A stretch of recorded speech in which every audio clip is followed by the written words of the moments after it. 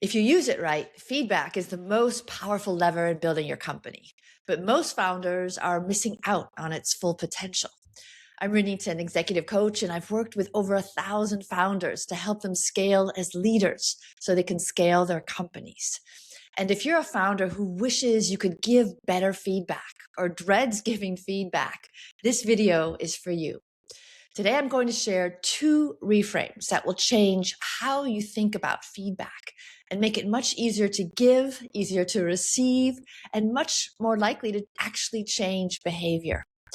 The first thing to understand is when someone says, "Can I give you some feedback?" most people prepare for the worst. In fact, according to neuroscience, the same part of the brain lights up as when you hear footsteps in a dark alley. So based on past, mostly negative experience, our brain registers it as a threat. But it doesn't have to be. In my work with founders, I see 4 patterns that have given feedback a bad rap. Here's what's typically happened. 1, they only give critical feedback. That is, when something's going wrong or they don't like something.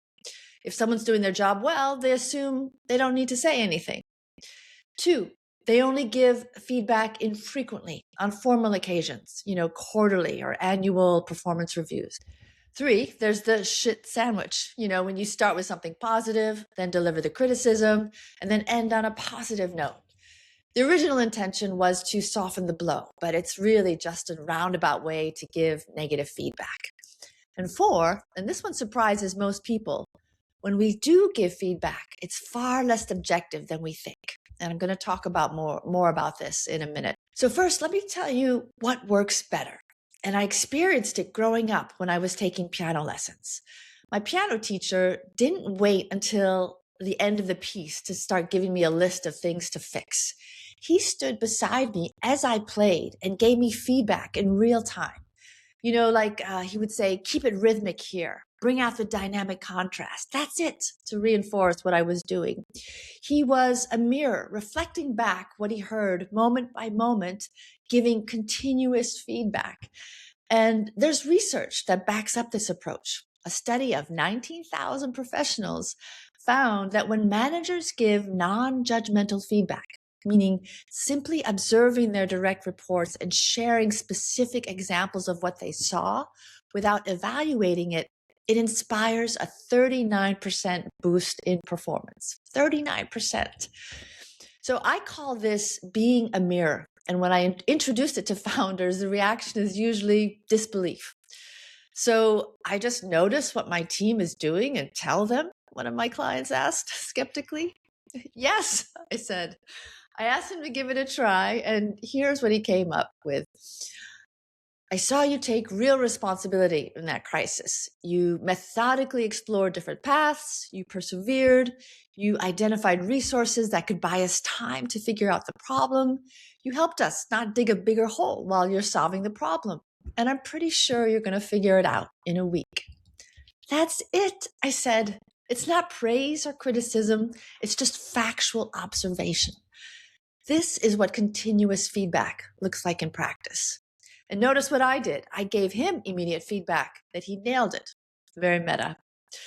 So when you give continuous feedback, it does 3 things. 1, it answers the number 1 question on every person's mind. How am I doing?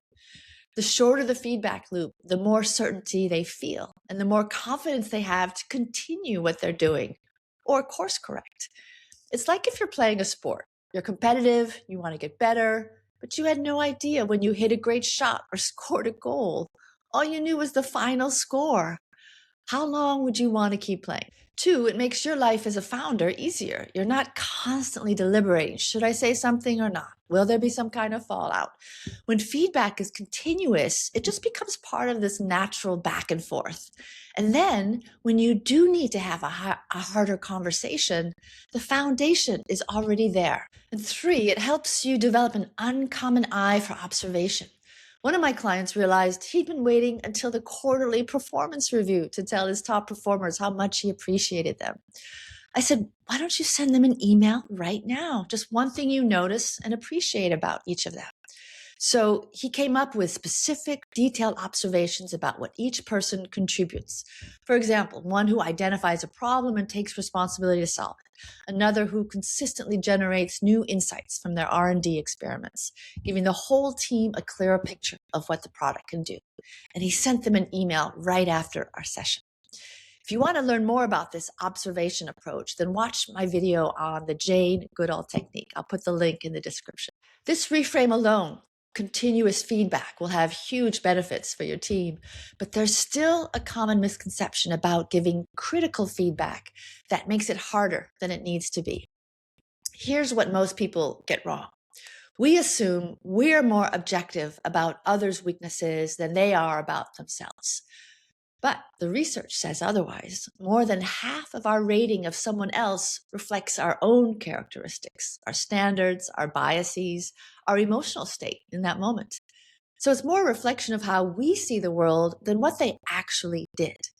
And when we're not aware of that, our feedback can carry resentment, frustration, or the desire to punish someone for the difficulty they created without us even realizing it, which is exactly why we often get resistance to our feedback instead of a willingness to change.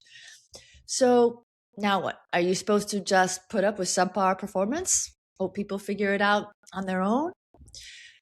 No, you take a different stance. It starts with the one place that humans are a reliable source of truth, their own feelings and experience.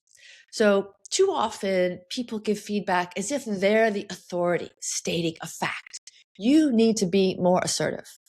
But we can't objectively evaluate someone's performance. We can only tell them whether they're convincing to us, how their pitch landed with us, how their actions affect us. So your credibility comes from sharing your own point of view, your experience. And here's what that sounds like in practice. Can I give you some feedback? Because here's how that landed for me. You're not thinking strategically becomes, I'm not clear on the big picture. And you need to communicate more clearly becomes, here's where you started to lose me. So I do this in the role play practice I do with clients, especially before high stakes meetings.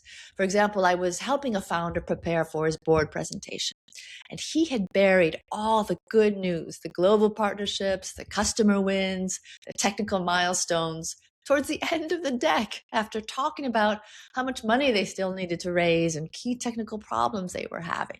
So instead of saying, you know what, you got this backwards, I said, if I'm looking at this as an investor, I'm seeing red flags. I'm already worried before you've had a chance to show me everything you've accomplished. And so he got it. He immediately restructured the deck, not because I told him he did it wrong, but because I shared my experience of the presentation. He didn't get defensive. He just fixed it. So that's what I mean when I say feedback is the most powerful lever in building your company. When it's done effectively, you can help people grow and learn faster, which is exactly what you need to scale your company. And if you want to go deeper, including a chance to role play these conversations and get continuous feedback yourself, join us in the High EQ Founder community on Substack. I'll put the link in the description. Until next time, I'm rooting for you.